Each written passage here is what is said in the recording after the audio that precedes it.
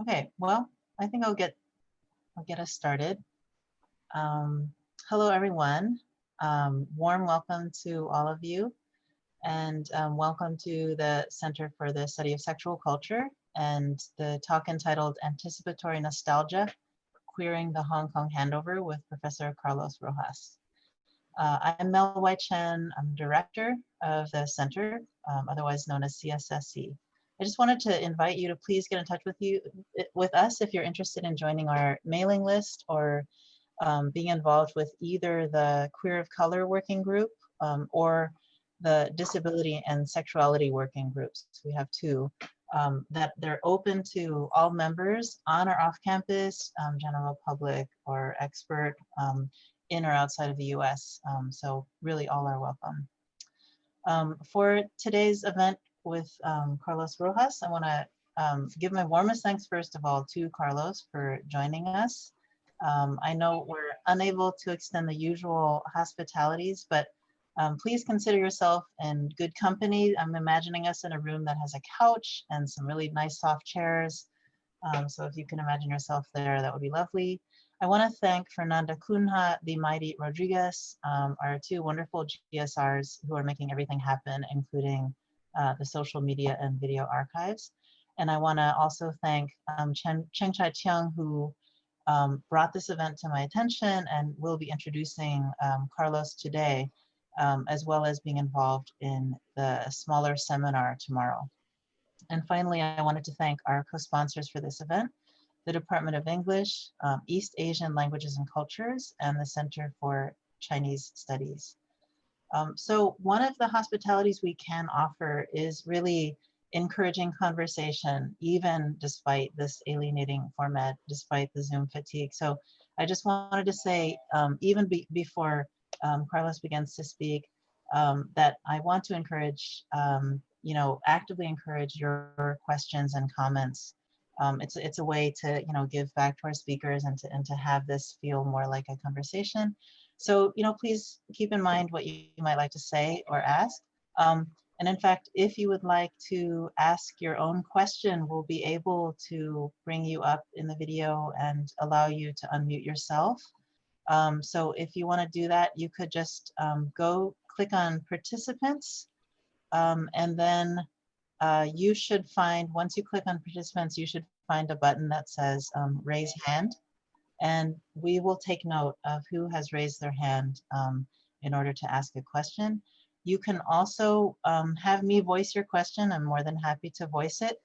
And you could do so by just chatting to me or the mighty or Fernanda, who are, I think, addressable in the chat with your question, and they will convey it to me, and I will voice your question for you.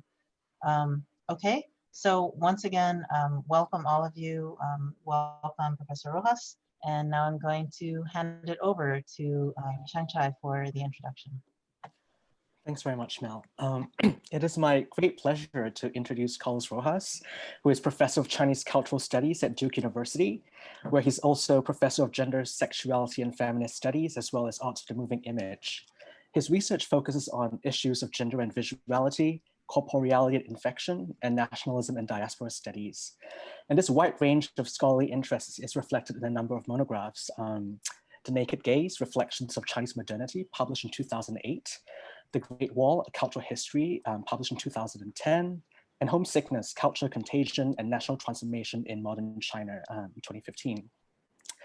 He is the author of journal articles too numerous to count, not that I dare to do so, and has also co-edited several books, such as the Oxford Handbook of Modern Chinese Literatures with Andrea Bachner, and most recently, Imagining Communities, Reading Contemporary China Against the Grain with Mei Hua Song.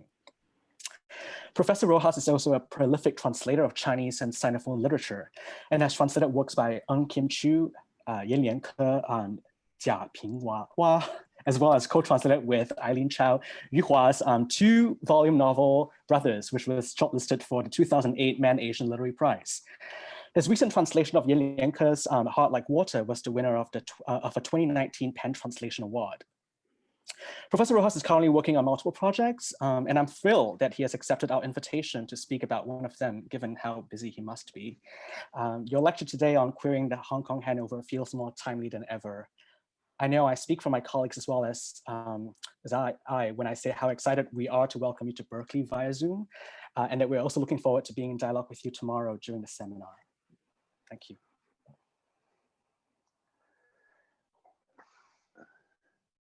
Fantastic. Thanks, Chen. Thank you, Mel, for both of you for inviting me. I'm delighted to be able to share my work, even though it's at somewhat of a distance. And yes, absolutely. This is a very, I think, a timely topic. I thank you for inviting me to come and speak on it. I will, just to give a kind of a foreshadowing of what I'll be doing, I'll start off by talking about the present and some of the reasons why this is a timely topic. And then we'll jump back to, I guess, the main focus of the talk itself, which is on the handover itself, 1997. But then my whole point about the handover is that it takes perspectives on historicity, futurity, and the present and mixes them up in an interesting way. So I would argue that the handover, even though this is a kind of a retrospective talk, that it's also looking forward to some of the events that are actually unfolding at the present moment. And then another note on time and temporality. Mel, in her invitation, indicated that normally this kind of talk would be a kind of I don't know, a 40, 50, 60-minute talk, but because Zoom kind of affects the attention spans, to cut it a little bit shorter. So I'm aiming for around half an hour or so, a little bit more. And in order to sort of be more efficient, I'll work more off of a prepared script than I normally would if I were doing this in person, and so that I can make sure I get the information out, or the ideas out, as efficiently as possible, and then to leave more time for a kind of a more unstructured, informal discussion. So that is kind of my objective today. Let me share the screen and then we can get started. Everyone's good, right? Yeah, okay. So when Britain and China signed the 1984 joint agreement detailing the conditions under which Hong Kong would be returned to Chinese control in 1997, they included a specification that for 50 years following the 1997 handover, Hong Kong would be permitted to retain its political and economic autonomy, as laid out in the Hong Kong Basic Law that would take effect on the day of the handover. This concession was critical for many Hong Kongers because of the perception that 1997 marked not so much a moment of decolonization, but rather a transfer of colonial control from one imperial power to another. That's to say, given that the PRC had never previously controlled Hong Kong, and that the last time that Hong Kong had been under the purview of any mainland-based government had been in the early 19th century, when Hong Kong was not much more than a fishing village. To speak of the 1997 handover as a return, as is widely called in Chinese, was therefore at best a euphemism. Whereas in the initial years after the handover, Hong Kong did manage to retain much of its political functional independence, less than halfway into the promised, quote unquote, 50 years without change, important components of that independence were already being whittled away.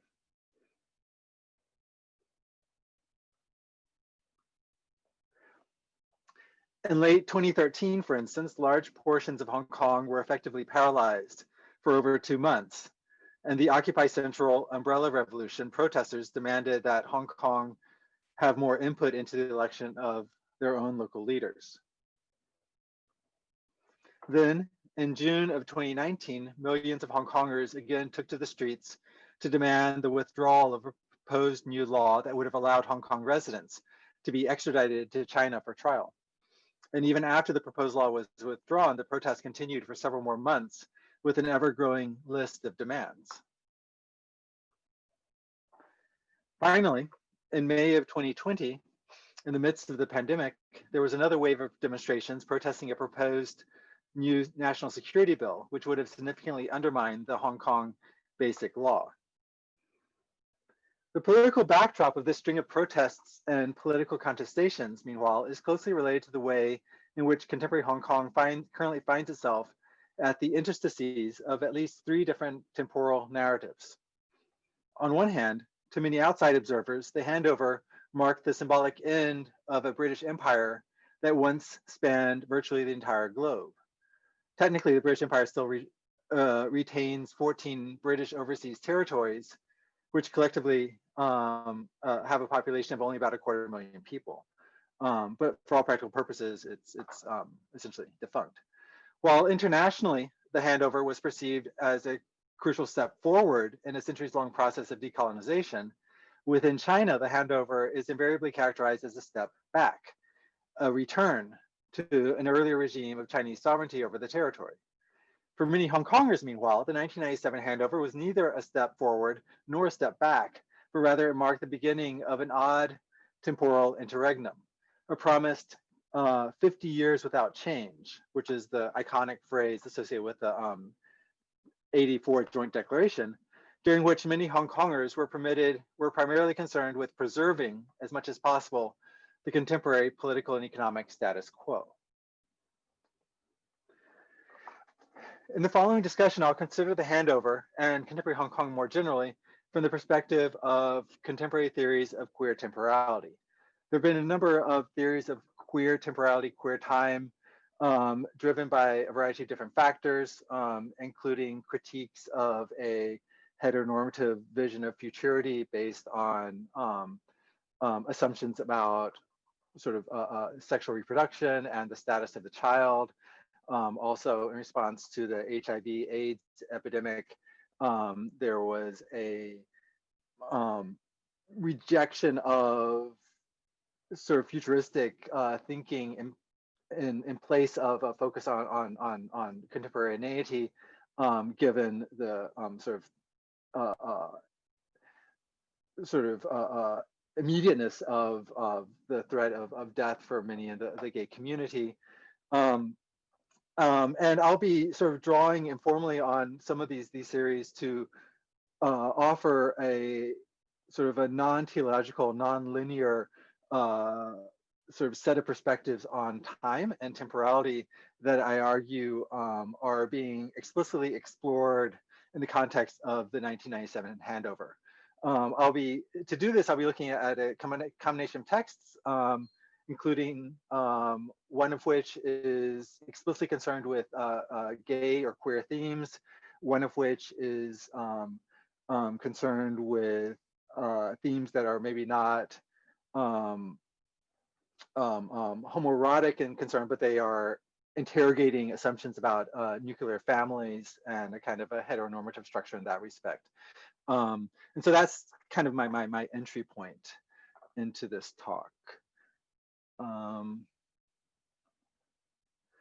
And as a kind of, to conclude this preface, I offer a quote from a documentary that was made about one of the three texts that I'll be discussing today, Wong Kar-wai's Happy Together, a film that was released in 1997, and Buenos Aires, 0 Degree is a documentary about the making of that film that was released two years later. And then the quote, I think, sort of captures one of my sort of entry points into this set of questions about temporality and teleology. I thought after yesterday, there was going to be a tomorrow, I forgot today. I thought about you, I forgot you're gone. So in the remainder of the talk, I'm going to work through three different texts, all of which were released in the year 1997, and all of which I argue are engaging with and sort of interrogating certain assumptions about linear teleological time in relationship to the handover. And each of them, I think, I would argue, are doing so in what I would consider to be a queer way, although that queerness differs from text to text and from context to context. Okay. The first text is Dong Kai-cheung's novella, Atlas, Archaeology of an Imaginary City, published in 1997. The novella consists of a series of fictional essays written by a group of future archaeologists examining a set of historical maps of Hong Kong. In this way, the novella approaches contemporary Hong Kong through a double temporal inversion that is simultaneously anticipatory and retrospective, and which reflects on the imagined future legacy of the 1997 handover. As Dong Kai-cheung notes in an afterword he composed for the novella when it was reprinted in 2011, you cannot doubt the handover, but neither can you rely on it. At the same time, however, it also should not become a black hole that we pretend doesn't exist, so that we don't need to approach it or touch it. Therefore, in 1997, I resolved to write not about the handover itself, but rather about its past, while at the same time writing about its future. From a future vantage point, I seek to reconstruct the past, and from a past vantage point, I seek to project the future. From this deliberate interweaving of past and future, I hope that a present more replete with possibility will gradually be able to emerge. And here's the Chinese for those of you that read Chinese. The approach that Dong Kai-cheung describes here may be viewed in grammatical terms as a hybrid of the future perfect and past perfect tenses. Whereas the future perfect uses a future vantage point to refer back to an earlier future event, and the past perfect uses a past vantage point to refer back to an even earlier past event. Dong instead uses an imaginary future vantage point to reassess both the present and the past, while at the same time using this newly re-examined historical perspective to reimagine both the present and the future. The result is that one's understanding of the present is conditioned by extrapolated visions of both the past and the future, each of which in turn mutually constitutes the other. The present, in other words, is no longer treated as a stable reference point from which one views the past and the future, but rather it is itself a product of a past and future that are themselves dialectical, in a dialectical relationship with one another. The resulting hybrid temporality is concisely captured in what cultural studies scholar Akbar Abbas famously calls a sense of déjà disparu, or literally already disappeared, which Abbas argues characterizes contemporary Hong Kong. Troping on the use of the concept déjà vu to refer to which refers to an uncanny experience of encountering something one feels one has already seen before, Abbas coins a term déjà disparu to describe the experience of observing something through the lens of its anticipated future disappearance, whereby something becomes an object of attention precisely when one realizes that it is in imminent danger of being lost. Published in 1997, Abbas's Hong Kong Culture and the Politics of Disappearance describes a surge of interest in Hong Kong culture during the years leading up to the handover, contending that the concern that Hong Kong might lose its autonomy and distinct character after 1997 helped catalyze an energetic and wide-ranging local engagement with Hong Kong's history and culture. Abbas suggests, furthermore, that this resulting body of cultural production was not only driven by an anxiety that Hong Kong might lose its unique identity, it simultaneously helped to instantiate and to create that same identity that appeared to be in danger of being lost in the first place. He argues, in other words, that it's precisely a fear of loss that helps to generate the very object that is perceived as being under threat. If considered from a psychoanalytic perspective, Abbas's notion of déjà disparu may be viewed as a conjunction of two Freudian concepts dealing with states of anticipation and belatedness. In particular, Freud's concept of the fetish describes a process whereby a subject creates a set of symbolic substitutes in anticipation of the feared loss of something valued, while his concept of belatedness or deferred action, Nachtraligkeit, describes instead a process by which a subject develops a substantially different understanding of a prior experience as a result of subsequent developments. More specifically, Freud famously argues that the fetish is rooted in a paradigmatic moment when a young boy accidentally glimpses his mother's naked body and discovers that she lacks a penis. Freud contends that the boy's anxiety about the possibility of losing his own penis, castration anxiety, leads him to create a series of symbolic substitutes that function both as the preemptive replacements for this anxiety of future loss and also as metonyms of the anxiety of loss itself. As Freud summarizes, the fetish is a substitute for the mother's penis that the boy once believed in and for reasons familiar to us does not want to give up. Conversely, Freud's earliest allusion to the concept of deferred action can be found in his untitled 1895 manuscript that's come to be known as A Project for a Scientific Psychology. The manuscript contains a discussion of a patient, Emma, who has an aversion to going to stores alone and believes that this aversion is rooted in experience when some store clerks laughed at her clothing when she was 12. Freud, however, concludes that the significance of this particular memory is actually grounded on an even earlier one from when a different store clerk twice fondled her genitals through her clothing when she was only 8. Freud contends that Emma didn't come to perceive this earlier experience as sexual until she entered puberty, whereupon she retrospectively linked the two sets of childhood memories. He concludes that, quote, we invariably find that a memory is repressed, which has only become a trauma by deferred action, Nachtralik. Although Freud himself never explicitly links the concepts of the fetish and deferred action in his own writings, they may nevertheless be seen as precise inverses of one another. And that one concept approaches the present through the prism of an anticipated future loss, while the other approaches the present through a belated reassessment of a past event. Moreover, each of these concepts captures in an uncannily apt manner an underlying logic that characterizes the concept's position within Freud's own oeuvre. First, although the concept of deferred action can be traced back to the very beginning of Freud's psychoanalytic career, his analysis of Emma's case was written in 1895, the year before he began using the term psychoanalysis to describe his approach. It was never recognized as a key analytical concept during his lifetime. Instead, because Nachtralik is just a common word meaning belated or afterwards. And so it was not recognized as a analytical concept. Instead, it was not until the 60s, after Freud had already passed away, that Jacques Lacan cited it as one of Freud's most important theoretical contributions. It was only then that this concept of deferred action began to be recognized as a critical concept in its own right. The concept of the fetish, by contrast, is one of Freud's best known concepts. In fact, for observers with only a cursory knowledge of psychoanalysis, the sexual fetish is likely to be one of the few, if not only, Freudian concepts about which they have any real familiarity. Moreover, I would suggest that the parallel historical trajectories of Freudian psychoanalysis and the concept of the sexual fetish are themselves characterized by a logic of the fetish.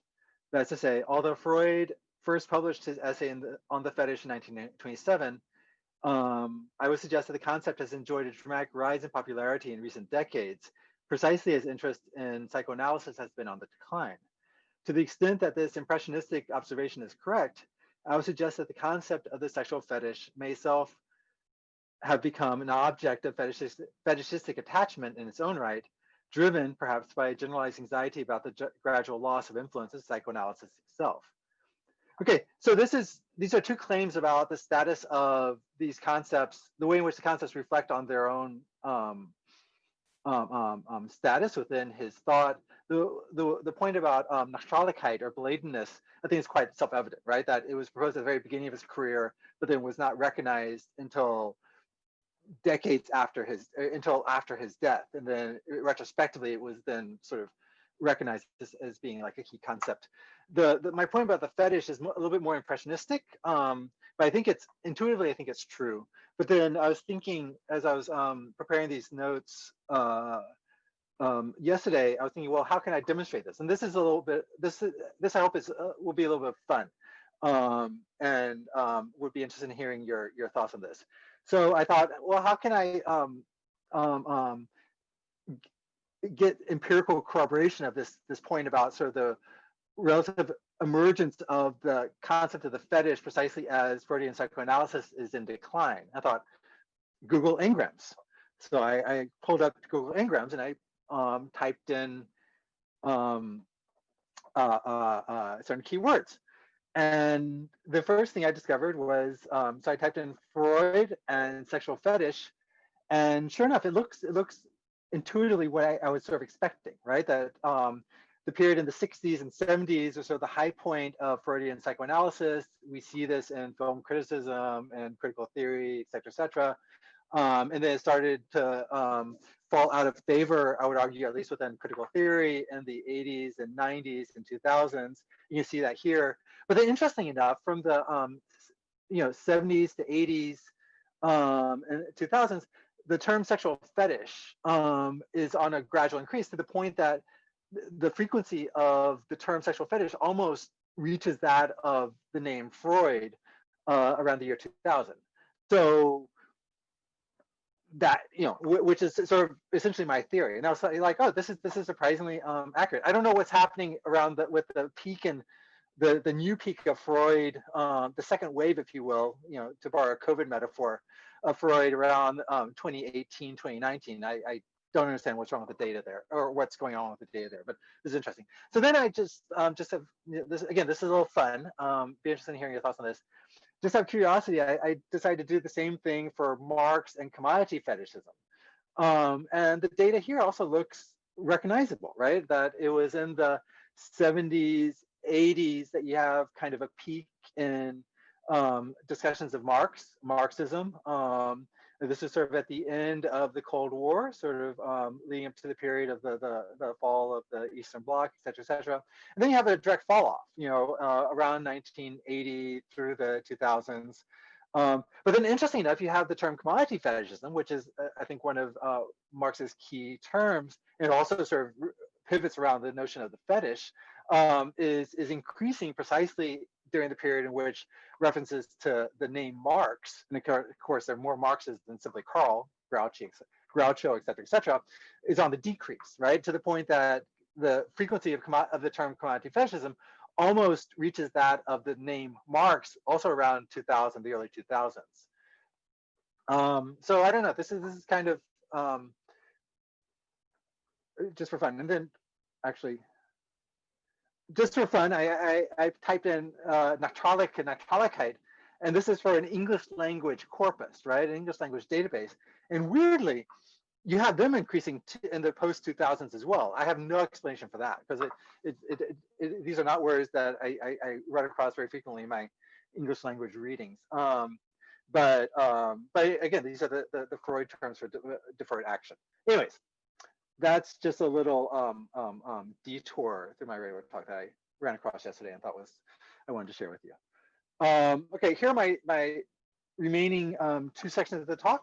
So I started with Dong Kai Cheng's Atlas, published in 1997. The second work from 1997 is Wong Kar-wai's film Happy Together. Hong Kong director Wong Kar-wai has noted that when he decided to film Happy Together, one of the reasons he decided to set the film in Buenos Aires was because, quote, it's on the other side of the world. And I thought by going there, I would be able to stay away from 1997. Wong's film is structured around a similar logic of avoidance and deferral. In particular, the work features two Hong Kong men, Lai Yu-fai and He Po-wing, who travel to Buenos Aires, where they plan to visit the spectacular Iguazu Falls, located on the border between Argentina and Brazil. The men are lovers, and the trip is intended to help repair their increasingly toxic relationship. But in the end, it succeeds only in further exacerbating the tensions that already divide the two men. In particular, Lai is exasperated by He's habit of cruising for anonymous sex, even when they are nominally together, while He feels constrained by their relationship, even as he craves the intimacy that it offers. The two men, therefore, repeatedly break up, get back together, only to break up once again. The same frustrations that drive their breakups also provide the impetus for their repeated attempts to start over. Each breakup, in other words, offers an opening for another attempted reconciliation, which in turn sets the stage for yet another breakup. Immediately following the opening credits, for instance, the film opens with a shot of a nearly naked He Po-wing smoking a cigarette as he lies in bed and gazes intently at a bedside lamp, featuring a bedside table featuring a lamp, a couple of photographs, a beer can, a water bottle, and an ashtray overflowing with cigarette butts. And the lampshade has an image of the Iguazu Falls that they are sort of dream about visiting. The next shot is of a Yufei leaning against the stained wardrobe mirror as He, off screen at this moment, utters what will become the film's leitmotif. Let's start over. In the ensuing voiceover, Lai notes that He Poing always says, let's start over, and it gets me every time. We've been together for a while and break up often, but whenever he says, let's start over, I find myself back with him. In the following shot, we see the two men in bed in a sexually explicit encounter that begins brusquely but quickly becomes tender and intimate. With the familiar cinematic convention wherein smoking a cigarette signals post-coital relaxation is inverted, with He's smoking a cigarette anticipating the sex scene that immediately follows. By similar logic, the overflowing bedside ashtray symbolizes the amalgamated anticipation and aftermath of a preceding series of sexual encounters. The intermingling of violence and passion in the opening sex scene foreshadows a central tension that drives the film as a whole. Like cigarettes themselves, Lai's and He's relationship is both deeply pleasurable, but also distinctly hazardous. The emotional violence that permeates the couple's interactions functions as a sort of aphrodisiac, dramatically reinforcing their attachment to one another, while at the same time providing the catalyst for the repeated breakups. Each of Lai's and He's repeated attempts to start over invariably sets the stage for yet another breakup, as a result of which they end up trapped in a cycle of eternal recurrence. The film's trademark phrase, let's start over again, 让我们从零开始吧, or literally, let's start again from zero, articulates not only the protagonist's desire to transform their relationship into something more positive, but also the persistent tensions that drive their need to start over in the first place.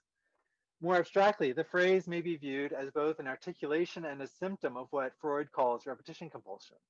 In Freud's analysis, repetition compulsion is a neurotic condition wherein the subject compulsively reenacts in symbolic form the conditions of an earlier unresolved traumatic event. The subject's inability to bring satisfactory closure to the original trauma means that she or he is condemned to continually relive it in mediated form. Although nominally directed towards the future, accordingly, the emphasis in Wang's film on starting over actually describes a process wherein the present is a continual rehearsal of the past. In this respect, the desire to start over becomes a form of repetition compulsion in its own right, in that just as striking as the repeated appearance of the same codependent dynamics of the original relationship is the power, just as striking as that is the parallel repetition of the phrase itself. The result is that the repeated attempts to start over function not only as a mediated reenactment of the original trauma, but also as an extension of that traumatic kernel into the present. Eventually, Lai and He separate more decisively, after which Lai finds himself radically alone. He begins having sex with unknown men in public restrooms and adult cinemas. And in a voiceover, he reflects that these anonymous encounters help him understand He's own fondness for cruising. In this way, He's departure creates an opportunity for Lai to begin to understand He's perspective, and he even begins to identify with He's desires. Ironically, though, this new understanding does not make it easier for Lai to reconcile with He when they eventually resume contact, and instead it creates an opportunity for him to bring an end to the relationship altogether. Lai's ability to finally separate himself from He, in other words, comes only after he realizes that those aspects of He that he originally found most difficult to accept, which is to say his craving for anonymous sex and cruising, are actually ones that Lai already contains within himself. When He subsequently calls Lai to demand his passport back, Lai had been keeping He's passport hostage to prevent him from leaving in this sort of codependent kind of logic. Lai reflects that he doesn't mind returning the passport, but doesn't want to see He again, and then remarks himself, I dread hearing what he always says, referring to the phrase, let's start over. Shortly afterwards, while hosing down the bloody floor of the slaughterhouse where he works, Lai tells himself, Boeing's words still get to me, but this time I won't let them.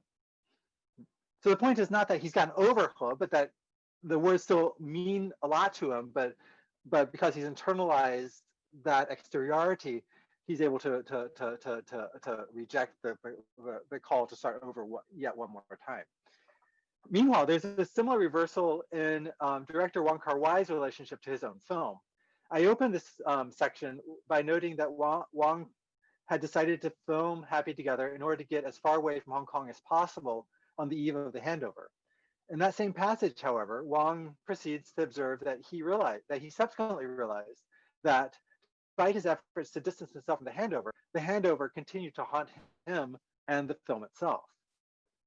He says, one of the reasons I chose Argentina was that it was on the other side of the world, and I thought by going there, I'd be able to stay away from 1997. This is the part of the passage, the quote that I cited earlier. But then, as you must understand, once you consciously try to stay away from something or to forget something, you will never succeed. That something is bound to be hanging in the air, haunting you. So this realization that despite his attempts to sort of distance himself from 1997 and the handover, it so haunted him and permeated the film that he created as an attempt to separate himself from it. Okay. So the third and final text that I want to talk about today is another film, Fruit Chan's Made in China, also from the year 1997. As the first film in Fruit Chan's critically acclaimed 1997 trilogy, and the first of Chan's film to receive significant international attention, Made in Hong Kong marks the figurative beginning of Chan's cinematic career. At the same time, however, this was actually a belated beginning, and furthermore, this belatedness plays a critical role in shaping the work itself. Chan had been working in the Hong Kong film industry since the early 1980s, having served as an assistant director for several other Hong Kong directors. He completed his directorial debut, a horror film called Finale in Blood, in 1991, but had to wait for 2 years before the film could be released commercially. The film performed poorly at the box office, and consequently, it would be another 4 years before Fruit Chan would have an opportunity to direct his own film. When the opportunity finally came, moreover, it was only as a result of his raising money himself, relying on non-professional actors, and using donated film stock left over from other projects. So it's a complete kind of shoestring budget type of venture.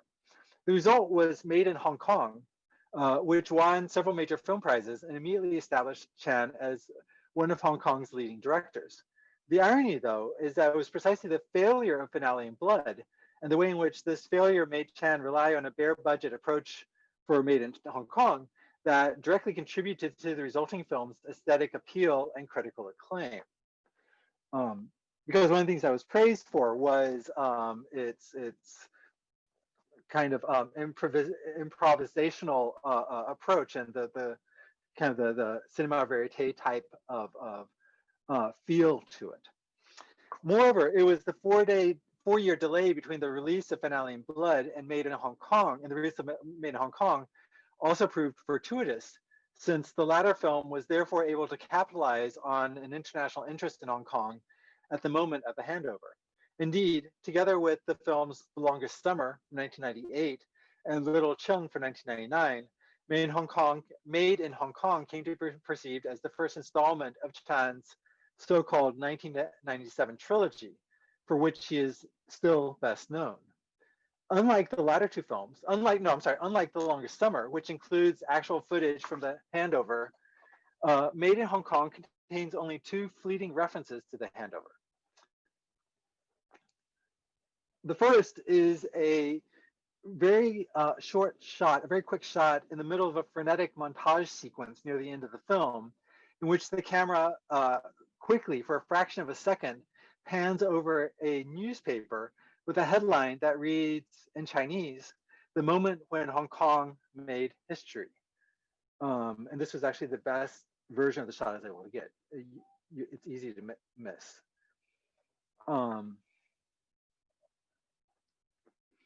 rather than focusing on the geopolitical implications of the handover, however, Made in Hong Kong instead focuses on a group of teenagers who live in a poor neighborhood in Hong Kong. The film's protagonist is a rail-thin high school dropout by the name of Autumn Moon, who collects debts from other low-income residents on behalf of a loan shark affiliated with the Triads, the Hong Kong Mafia.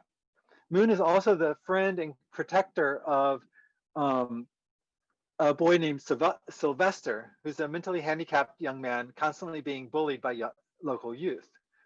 One day when Moon and Sylvester are attempting to collect a debt from a woman living in a low-income housing unit, they happen to catch a glimpse of the woman's 16-year-old daughter, an attractive short-haired girl by the name of Ping, who it turns out suffers from end-stage renal disease, kidney disease. And both boys are immediately stunned by her beauty.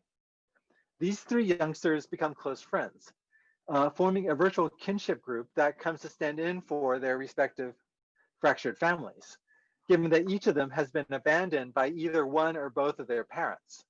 For instance, Autumn Moon and his mother have been abandoned by his father, who's taken a mistress with whom he has a young child.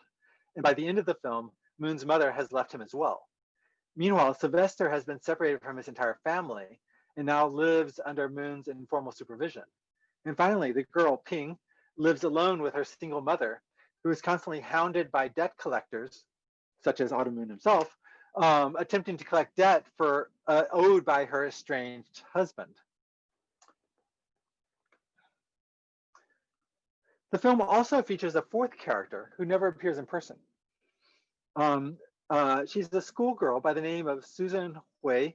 And we first see her near the beginning of the film in a scene shot in an eerie blue light, sitting on the roof of a building. But a few seconds later, she gets up, walks to the end of the building, and jumps off. Her body happens to land right in front of Sylvester, who retrieves two blood-soaked letters that she was holding when she jumped. Susan, in her suicide notes, then becomes a nexus that unites the other three characters, who become oddly invested in this girl whom they'd never met. The film concludes, I'm skipping over a lot of the plot, obviously. The film concludes with the deaths of the three protagonists. Sylvester is killed by the Triads. Moon is also attacked by the Triads and ends up in a coma. Ping visits him in his hospital room, removes her dialysis equipment, and proceeds to commit suicide lying on his hospital bed. And then Moon, after finally awakening from his coma and finding that both of his best friends have died while he was unconscious, proceeds to shoot himself in the head in the cemetery right next to Ping's grave. So before Ping and Moon kill themselves, they add their own suicide notes to the letter that they had originally found on Susan's body, which itself was a suicide note. So then you end up having a juxtaposition of three different suicide notes layered on top of one another. The film concludes with a shot of Moon's dead corpse leaning against Ping's tombstone as his voiceover from beyond the grave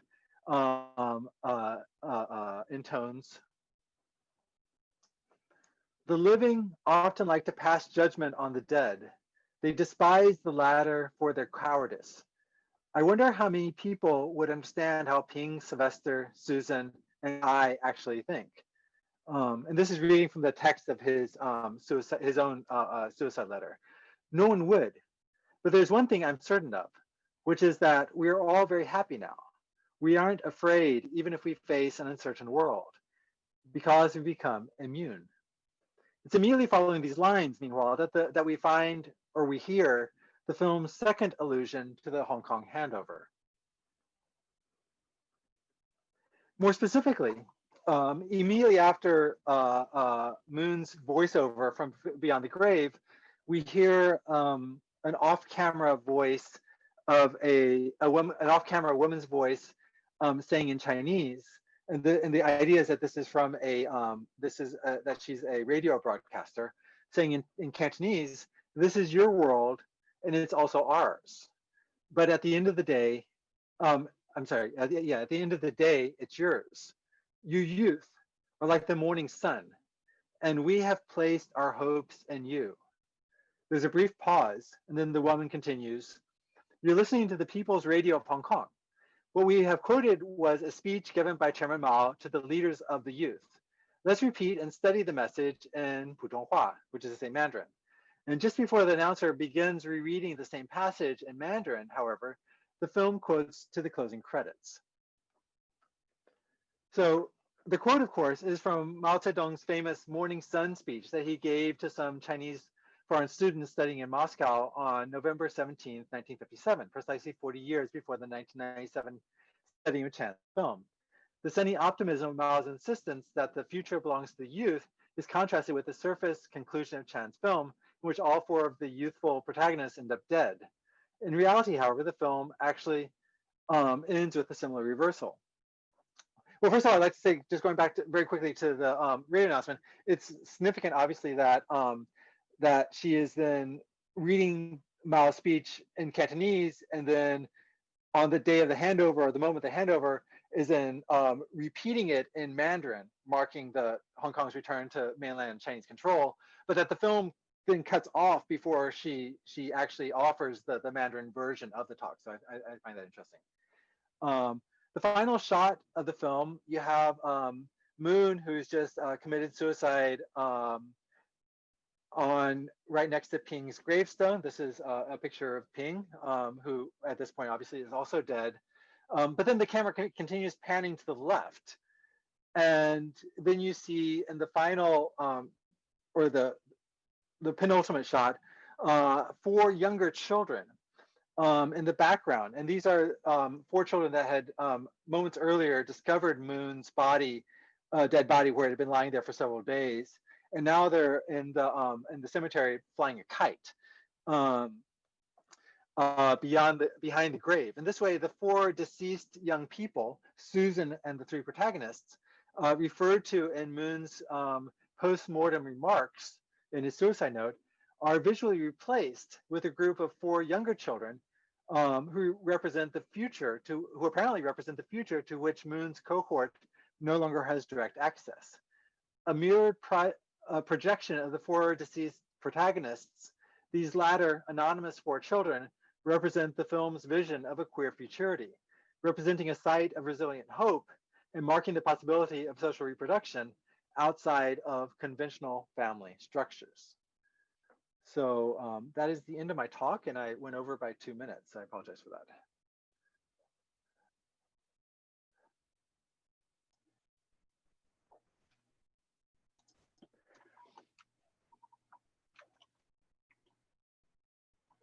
Thank you so much, Carlos. You've given us a lot to think with. I hope that it was just a suggestion to consider a smaller talk. I hope you didn't feel that you had to truncate any of the valuable material. No, it's perfect. It's interesting that you have this sort of set of expectations. Like a movie should be about 2 hours, a talk should be about an hour. In China, in Taiwan, they have this convention, or particularly China, where talks are supposed to be an hour and a half, followed by a half-hour discussion. It's like this always strikes me as long, both as a speaker and also as a listener. So, but 30-40 minutes is a very comfortable time. Yeah. Great. Okay. Yeah, I'd love to open it up to questions or comments.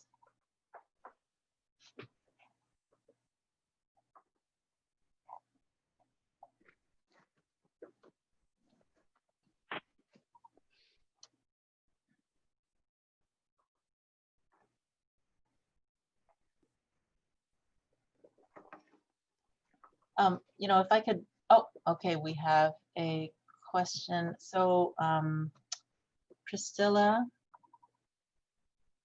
we're gonna unmute you and hopefully we can bring you into the screen. Limaidi, would you be able to spotlight Priscilla Buxan?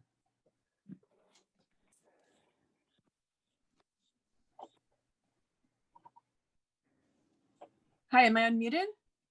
There you are. Yes, you are unmuted. Hi. Thank you so much. Sorry about the weird lighting, but I feel like I wanted to show my face to make this a little more personable. I just want to say thank you so much to everyone who put this on. And thank you for everything that you said in the talk. I'm an alumni, and so I'm getting mailing lists. I asked to be on mailing lists for these kind of talks, and I just felt so amazed at how some of the things I've been thinking about were addressed in the talk, and especially Mr. Rojas, the talk about the word fetish and all the different uses. So what I'm wondering, this is kind of just a question, but also I just wanted to comment on how awesome I thought this was. That I hear people younger than me, so I'm 41, and I hear people like kind of millennials, like 20s or so, use the word fetish, and I feel like fetish has now almost, in some people use it knowing what the sexual fetish, but I hear a lot of people use it almost like I really like something and then it's a fetish. And so I was wondering if you encountered anything like that, and just how I love the way I loved everything you talked about in the themes, and it made me really want to watch the movies too. And I was wondering if you were willing to share the presentation, because I'd like to refer back to that. And again, thank you so much for this. I really appreciate it. Great. No, thank you, Priscilla, for these questions. So a couple of things. One is I mean, the term fetish, and just to sort of clarify, is not exclusively a Freudian term, right? I mean, that it was being used in anthropology and as sort of a general term before it began to be appropriated by psychoanalysis. And then obviously, as I indicated in my slide, it also has a very important meaning within sort of Marxist theory, right? The idea of commodity fetishism, where it also refers to a kind of a intense investment in an object, but the underlying sort of logic is a little bit different. But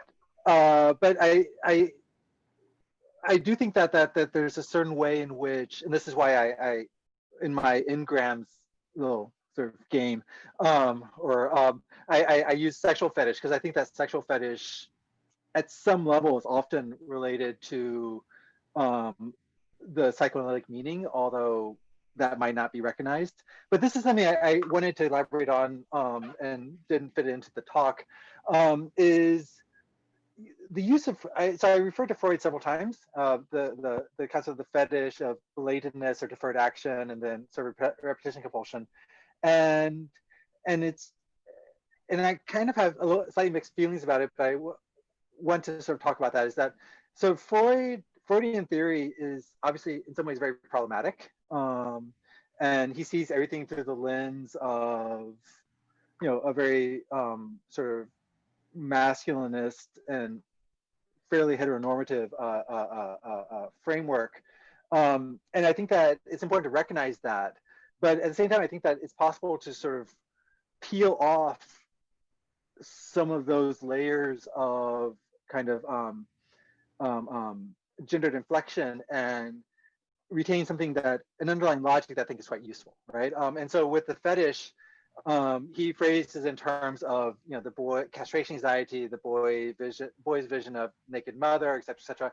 But I think what the key logic that he's identifying here is an anxiety about loss, and the process by which one creates preemptively creates a substitute for that which one fears that one loses, or one fears one might lose. And then he sees this in very, very sexualized terms, but I think it can apply to anything.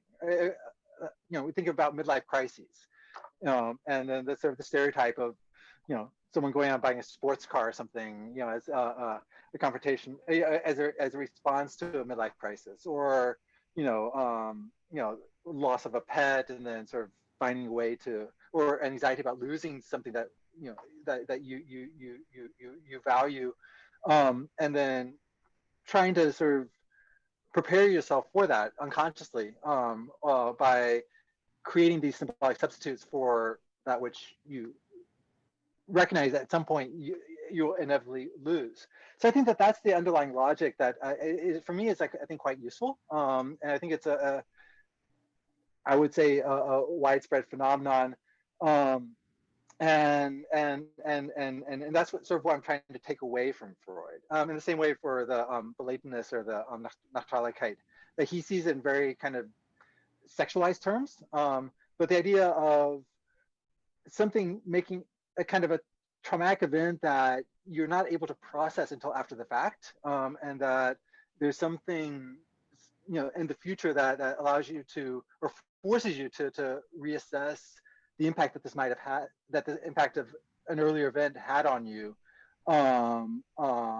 is something I think that too is probably quite common, and it doesn't necessarily need to be sexual, and so that's what I'm trying to sort of kind of abstract some of these concepts, these highly sexualized and gendered concepts, and to redeploy them in a useful way. And as for the popularity of sort of the concept of a sexual fetish, I think at some level, yeah, that it's that psychoanalytic concepts, I think, have entered a kind of a public consciousness, despite the fact that psychoanalysis itself is falling into sort of disapproval.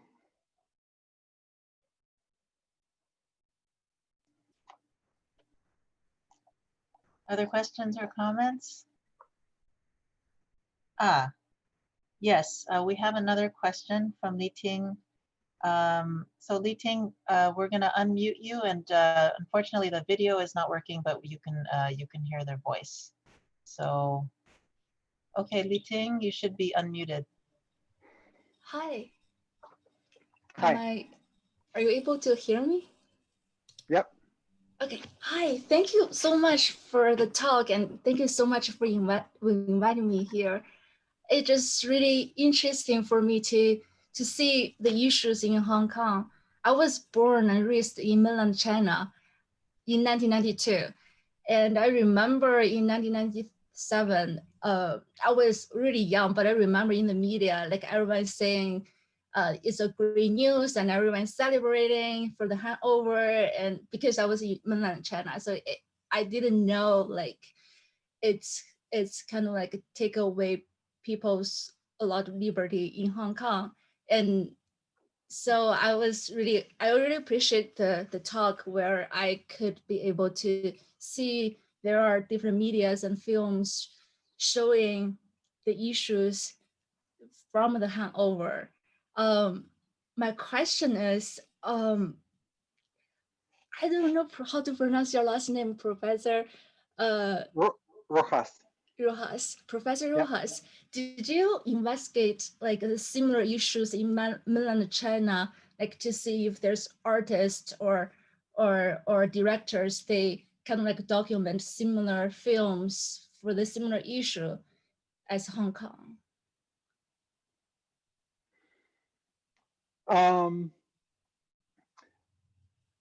That's an interesting question. No, I have not. I mean, and let me qualify that response. I think that the phenomenon I'm looking at here is a very specifically Hong Kong phenomenon.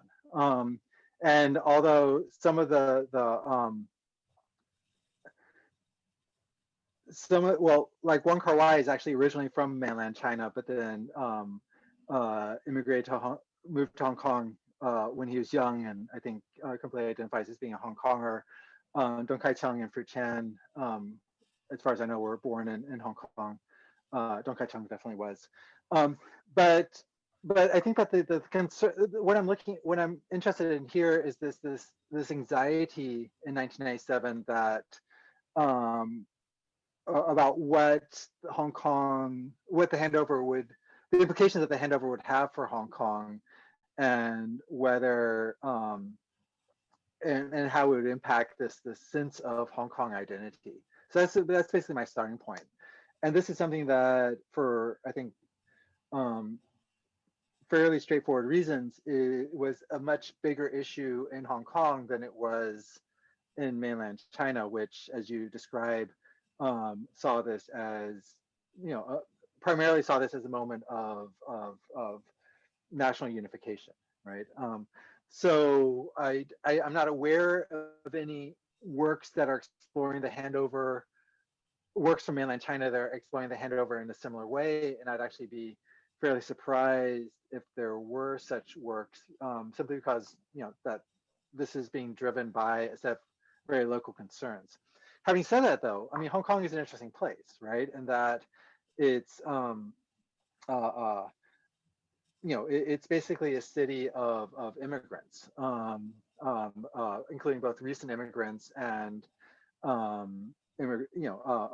others that have been living in Hong Kong for sometimes several generations.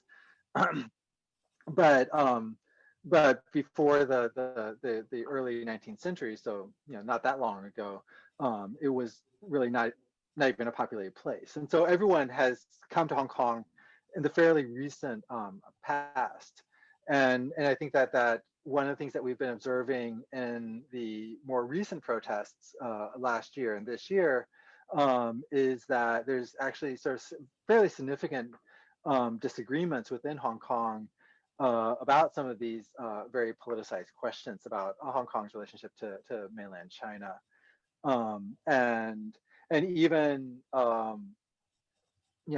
even the anti-extradition protests last year that were getting millions of protesters, and this is in a city with only 10 or 11 million people.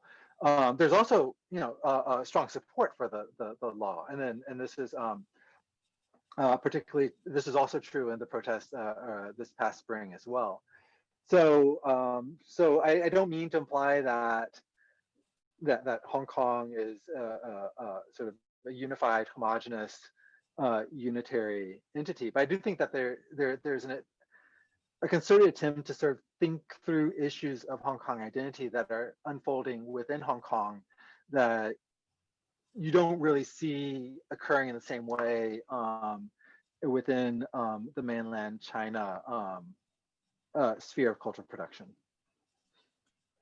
Got it. Thank you for the explanation. I learned a lot today.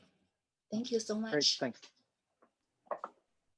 All right, I'm gonna come back in with a question from Chun Ting, who I think is also not on video. So I will just unmute you. Oh, there you are. Okay. I've unmuted you, but I think you also might need to unmute yourself. Okay. There you go. Okay, can you hear me now? Okay. So thank you very much, Carlos, for the talk today. I'm joining in from Singapore, actually.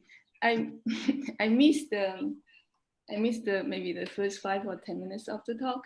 I catch up with the protest from last year. So my question to you is,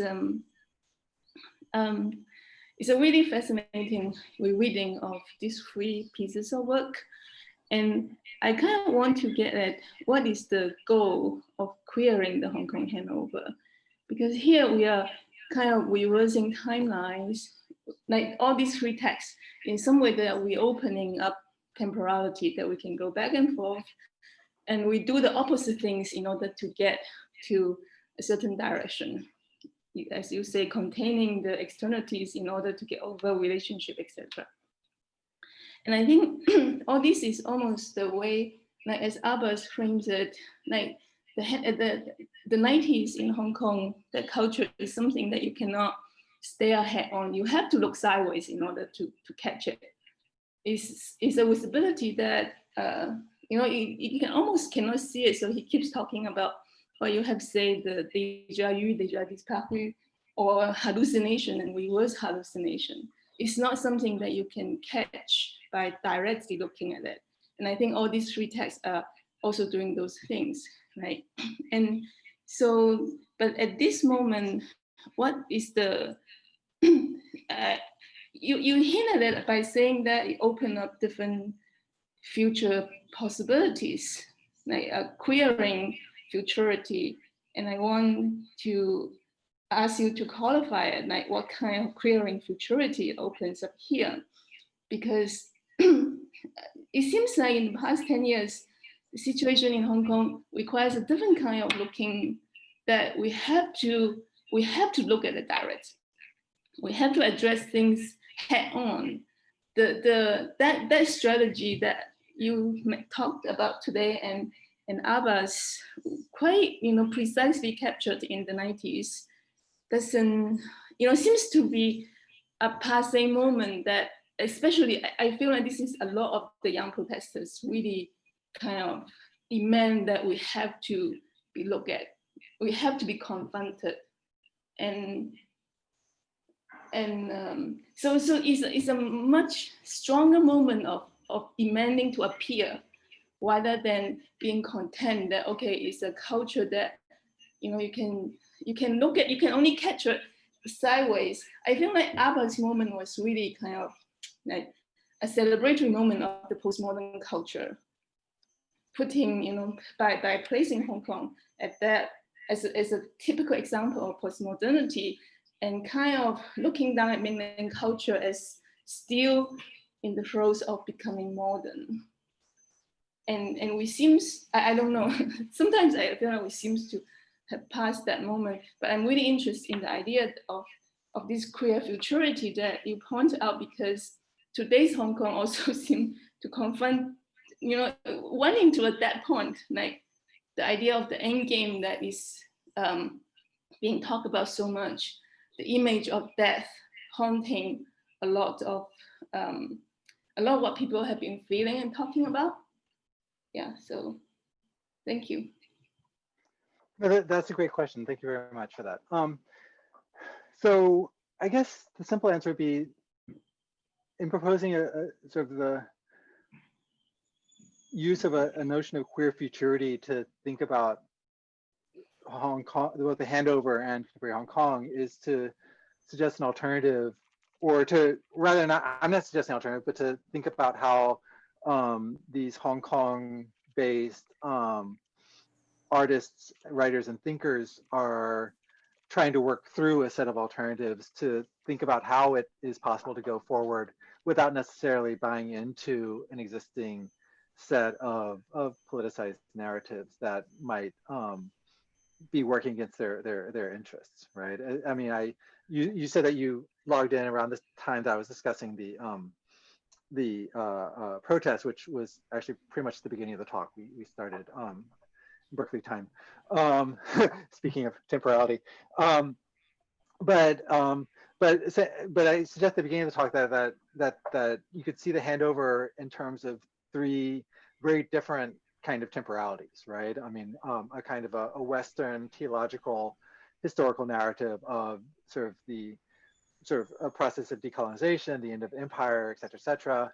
You could see it in terms of a mainland generated historical narrative that sees it as a return, as a process of going back to something that never existed in the first place, right? Of Hong Kong returning back again to Hong Kong, to mainland control, which is in some ways, I think, a political fiction.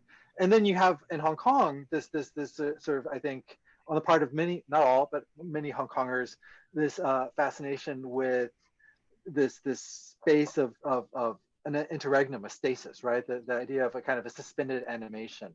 I've written another paper or some other work where I borrow Abbas's notion of déjà disparu and use it to look at some post-Handover cultural works. And I argue that a theme that one sees in some of these post-97 works is a fascination with what I kind of playfully call a sense of déjà suspendu, right? Of something that already suspended. This idea of Hong Kong being in this kind of state of suspended animation for 50 years, and then sort of a whole, wanting to sort of seize that as kind of a space of security. But as you point out, that you can't rely on that sort of ideal of remaining unchanged, right? I mean, that Hong Kong will continue to change. It will continue to be influenced by not only mainland China, but other international forces.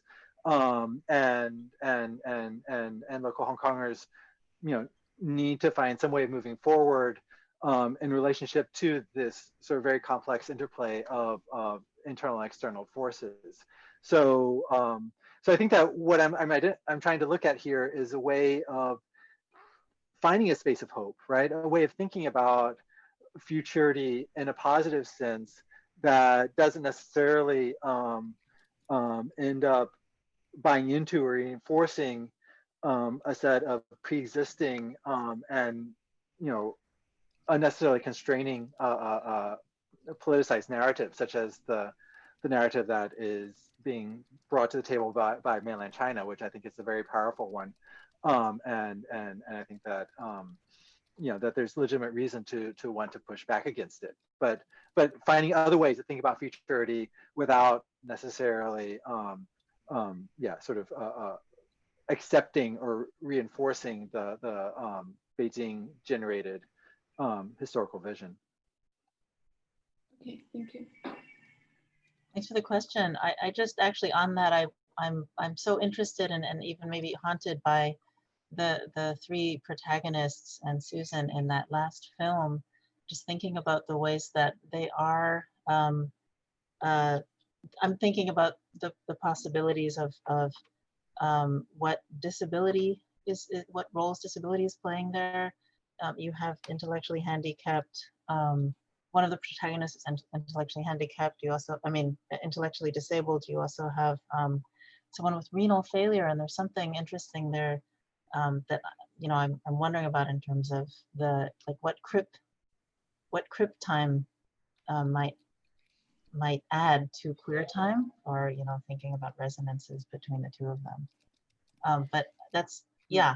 Do you could respond to that, but I've sort of just bumped in ahead of two questions that are coming in.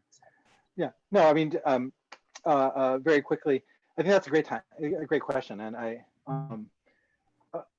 like the term crypt time. But no, I think that one of the really interesting things about the movie is that it's completely shadowed by death, right? That you have the entire narrative, or the entire plot is haunted by this death of Susan that occurs early on, and there's something sort of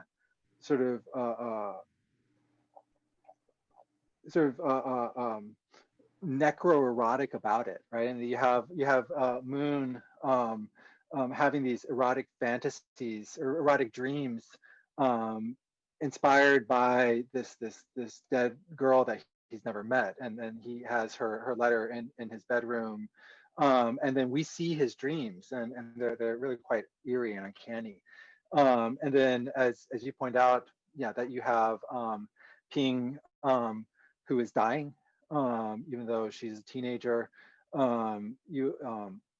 You have Sylvester, who is mentally challenged, has been abandoned by his family, but and so they're not only sort of representing the kind of the underclass of Hong Kong that is sort of living in the shadows, but they themselves are all struggling with their bodily limitations, but at the same time forging and maintaining strong social bonds despite that. So yeah, I think that's a really good point. Thank you so much. We have three questions now, so I'm going to begin with Haley Wu, I think, and Haley is also unable to be on video, so they'll just be joining us by audio. Okay, so Haley, I'm unmuting you now. And I think now you have to unmute yourself. Great. Hi. Yeah. Thank you very much for that talk, Professor Rojas. I'm working on a thesis right now on Dong Kai-chung's Atlas, actually. So this was like the perfect talk to come to.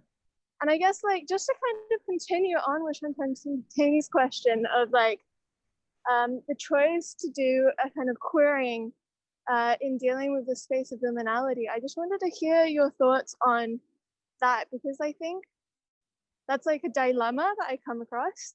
when dealing with Hong Kong literature around the 97 and like Akbar's super influential like analysis of the Deja Disparu, because like one might say in like Deng Kai-cheng that equally at play with kind of this politics of disappearance is this like culture of disappearance is also kind of like a fictive reimagining, because in the fictional essays, he's not only like we have the fiction not only in the looking back and the looking forward, but also in like the fictive nature of the narratives themselves. I'm thinking about the streets, the section on the streets, and there's these like really funny anecdotes about the ways in which the names are construed, but they're also like entirely false, and it's clear that Dong Kai-cheng finds like some sort of irreverence in them. So I just kind of wanted to get your thoughts on that sort of fictive creation and how that plays against that sort of disparu sort of like mode of thinking that is also kind of like a current in a lot of Hong Kong literary analysis and cultural analysis. If that makes sense. Yeah, no, that's a great question. I'm delighted that you're doing a thesis on Deng Kai-cheng, his atlas. So two quick responses. One is, yeah, atlas is very much about creation. I mean, it's about recovery that's built into the plot of the work, but then it's also about creation and recreation, both fictive and in other ways. One of the little vignettes that I am particularly kind of intrigued by is, as you'll recall, a segment in the latter portion of the novel where they find a tourist map from the year 1997, and then decide to use so most of the maps are earlier, right, are historical maps. And as you point out, a lot of them are fictive, but this is a tourist map from the year in which the novel or novella was written and published. And it's specifically a tourist map for outsiders. And then they end up using this tourist map as the basis on which to reconstruct a section of the city that they reconstruct in, you know, on a one-to-one scale. So a life-size version of the city that is then extrapolated from this sort of reductive kind of mapping that they found. And I think that that's kind of an interesting kind of symbol, I guess, for Deng Kai-cheng's own literary project of taking these fragments from reality and then reconstructing them as a something that is then has the status of fictional reality in its own right. I'm also very interested in a number of Deng's more recent novels, and something that he is pursuing this theme of fictionality or fictional creation more explicitly in some of these more recent works. For instance, his natural history trilogy, starting with Works and Creations, Tiangong Kai Wu, alternates back and forth between a quasi-autobiographical protagonist who's an author, and then this fictional world that he's created. And then interestingly, it's also about sort of loss and replacement, because the protagonist of this fictional world is explicitly presented as a substitute of a young girl that he knew when he was growing up that then he lost. And then he recreates her in this fictional world, and then she ends up crossing over into his real world. So you have this kind of very explicit focus on a process of fictional creation, but also as a way of addressing personal loss, both past and anticipatory.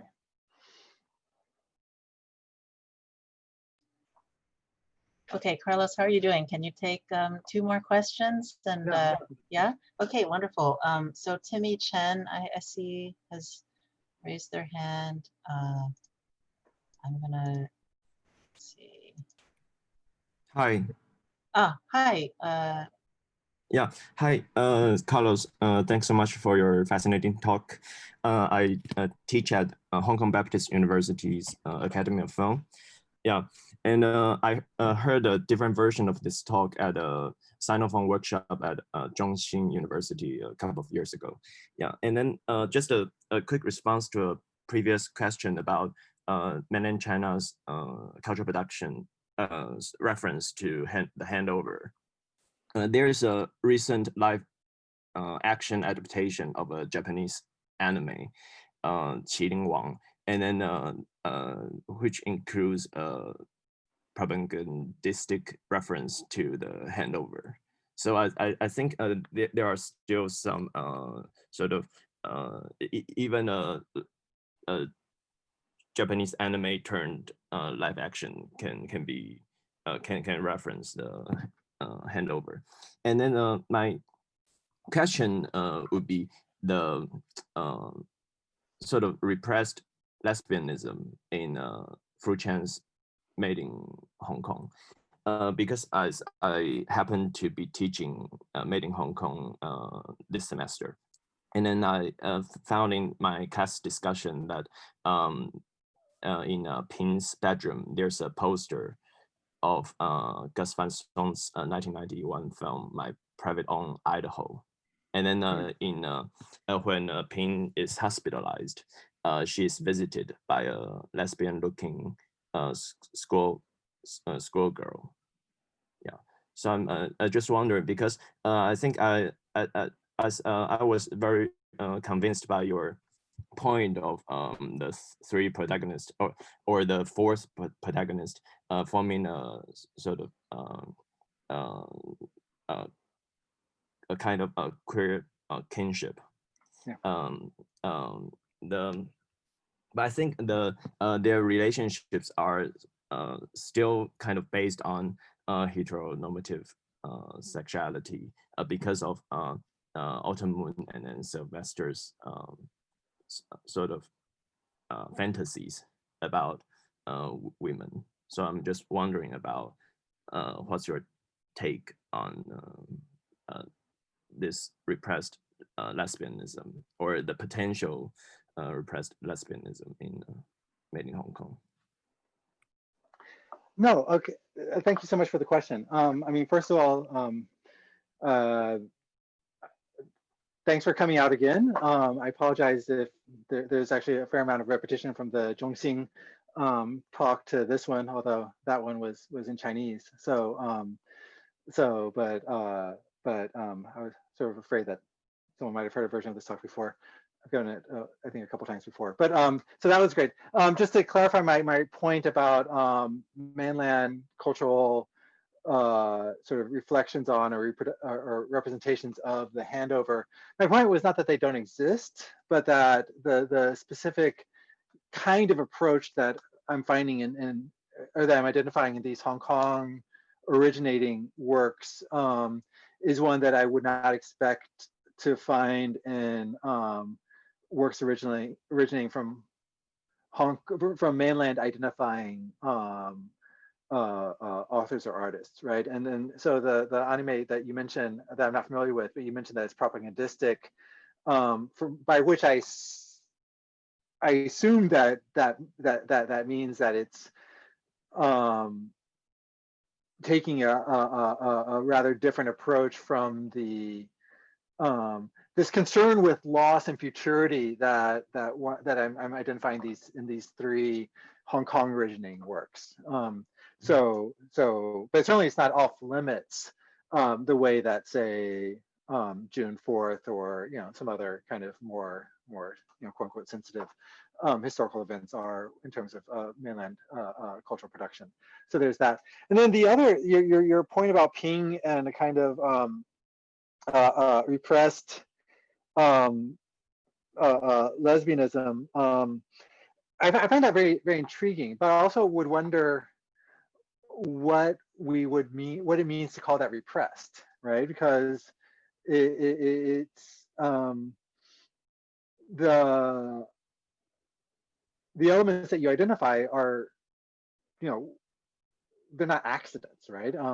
So presumably, and we're, part of the, I mean, Fu Chan had considerable control over all aspects of the film's production. And so, presumably these are the result of conscious decisions.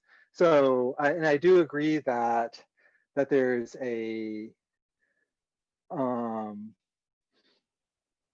kind of a heteronormative aspect of both Autumn Moon and Sylvester. I mean, you have Autumn Moon sort of having these highly erotic fantasies about Susan, based on his extrapolation from her letters, and then Susan, of course, something that we didn't mention in the talk, but as you know, the reason that she commits suicide is because she had kind of a sexual affair or romantic affair with her gym teacher, and then was found out, and then that drove her to suicide.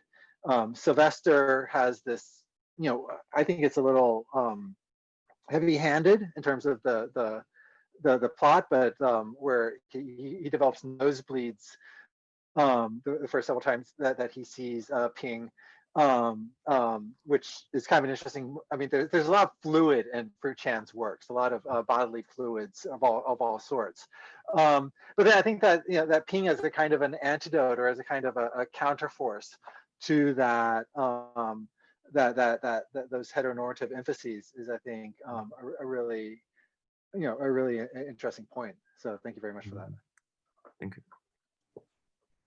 Okay, I think we have our last question, given the time, and thank you so much for entertaining us with this extended period.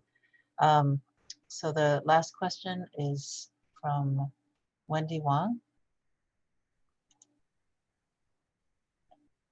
Okay, now I think if you unmute yourself, you should be able to speak. Thank you, Professor Rojas. I am Wendy Wang, from a PhD student from the East Asian Languages and Cultures at UC Berkeley in the Chinese program. So I want to thank you again for the talk. It's meaningful to revisit these Hong Kong films at this moment. It's important to rethink, imagine and reclaim an alternative future of Hong Kong in a perspective that's not patriarchal and natural and heteronormative.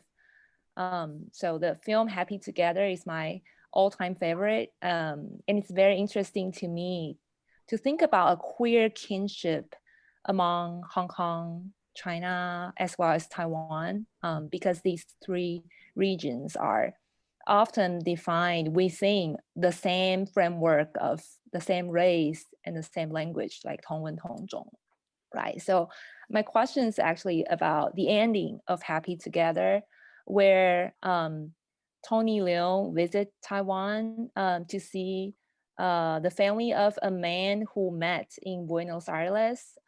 So he visited this family who's running a small noodle stand in night market. And then Tony Leung takes the newly built MRT train in Taipei, which is my childhood memory. And then, so the viewer experience this embodied point of view to take this very shaky, unstable MRT and heading toward a shiny station. And we can, at the same time, we can view this urban landscape of Taipei. So I'm just curious about how your thoughts about this ending in Happy Together. Thank you. Yeah, no, thank you very much for that. So obviously because of time limitations in my discussion of Happy Together, I left out significant points of the plot, including the entire Zhangzhen subplot that you just referenced here, right? The Taiwan visitor, or that he meets in that Tony Leung meets in a restaurant, and who then returns back to Taiwan. I actually talk about that subplot in more detail in one of the articles that I supplied that we'll be discussing tomorrow morning, where I focus on the kind of the father-son dynamic that is developed there, where Tony Leung actually goes to the Zhangzhen characters' family's noodle shop, as you just mentioned. And then he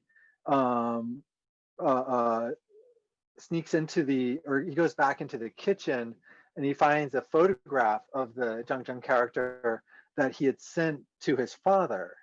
And then the Tony Leung character takes it, right? So I see this as him sort of figuratively placing himself into the position of kind of a father figure to this young man with whom he had a very apparently platonic but quite intense relationship, right? So I think that there's a kind of an interesting sort of overlapping of romantic desire, but then also of a kind of a father-son sort of attachment that develops in a kind of a mediated way and then is solidified by the act of him taking the photograph. And so one of the things that I'm looking at this other article that I sent in for the event tomorrow morning is about several other works that similarly sort of look at this point of intersection of I talk about it in one of my classes about how in English the word love is a kind of a really weird concept, right? Because it means it's used very, very commonly to mean two completely antithetical things, right? I mean, you talk about you love your family, right? And then it means you love your you love your children in a very different way from the way that you love your spouse, right? But you think of it as the same concept, right? You think of it as the same word, right? It's like, oh, I love you all, right? But then to cross that boundary, right, and to take one kind of love and apply it to a different recipient is seen as highly transgressive, right? I mean, it's in the incest taboo, et cetera, et cetera. So, but I'm interested in how in a series of works that you have either figurative, symbolic, or in some cases literal moments where that boundary is in fact transgressed, that boundary is crossed. And the ending of Wong Kar-wai of Happy Together, I would say, is an example of a very symbolic version of that transgression, right? Where he goes from having, I think, clearly a kind of a romantic interest, or in the Zhang Zheng character, who is younger than him, but they're both adults. But then going back to the family, to his family's noodle shop, and figuratively place himself in the position of his father, right, with taking the photograph. And then I look at a couple of other works, including Tsai Ming-liang's The River, which was released that same year, which famously concludes with a moment where a father and son actually engage in a very explicit sexual intimacy, although without realizing that the identity of the other, because it's a dark room, and then they're actually confused. I mean, they're not confused. They're just not aware of who their partner is until the lights come on, and then it's kind of a very shocking moment.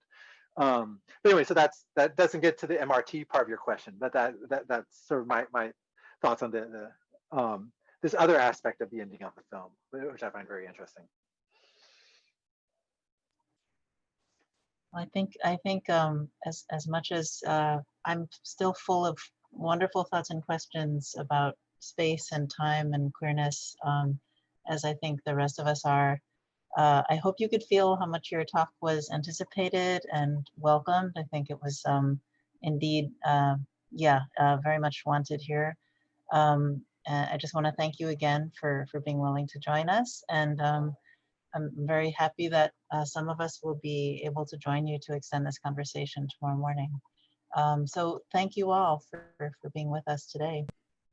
Thanks so much for hosting me, and thank you for the excellent questions. This was very interesting.